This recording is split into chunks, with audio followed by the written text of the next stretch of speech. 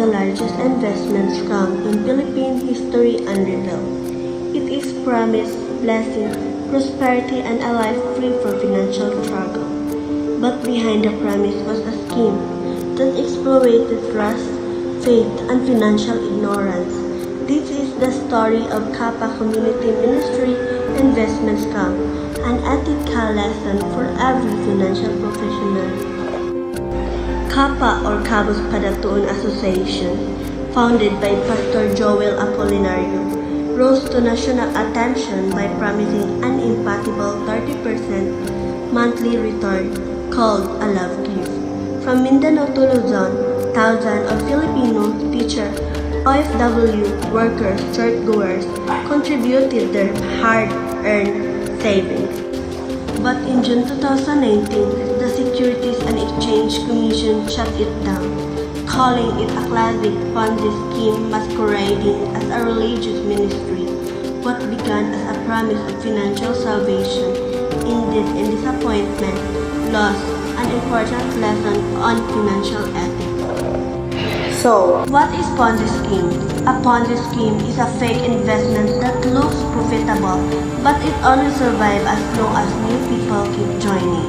When there are not enough new investors, the entire system collapses and most people lost their money. Example, imagine someone promised you 30% profit every month, but instead of earning that profit from a real business, they pay you using the money of the next person who joins.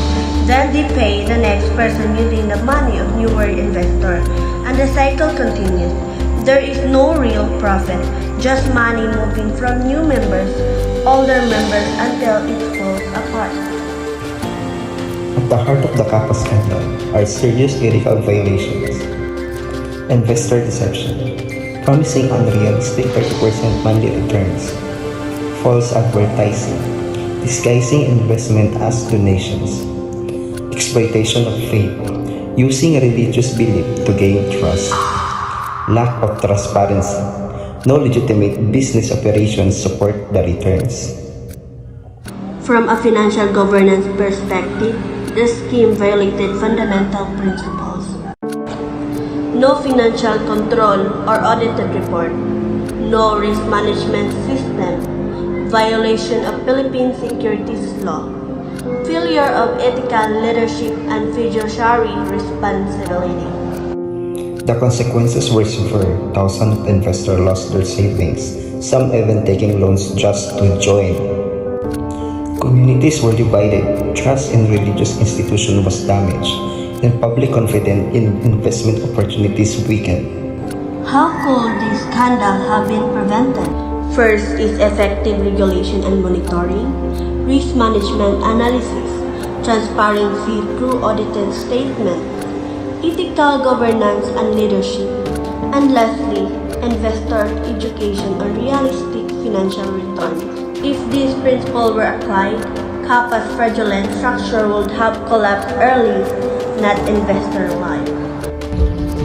As a future financial professional, Kappa case teaches me honesty should always come first, especially when people rely on you. It shows that one dishonest action can harm many people. So this reminds me, I must practice integrity in every financial decision that I make. For me, this case reveals how powerful financial education really is. Many victims invested because they didn't fully understand the risk. As someone entering the financial field, I feel responsible to help people make informed choices so they don't fall for unrealistic promises again.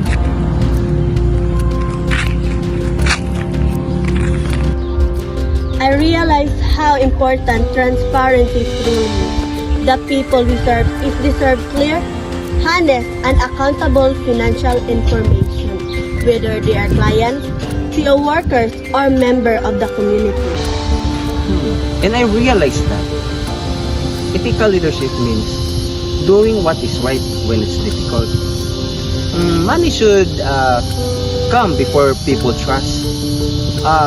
The Kappa scandal proved that financial abuse can destroy family, communities, and institutions. In this case, it strengthens our commitment, practice ethical decision making, critical literacy, and protect the people from the financial harm.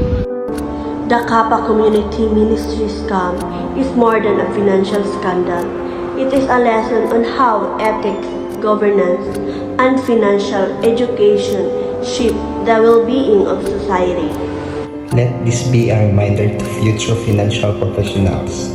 Always question unrealistic promises, prioritize ethical leadership, and protect the public from financial harm. Because in finance, integrity is not just a good practice, it's a responsibility.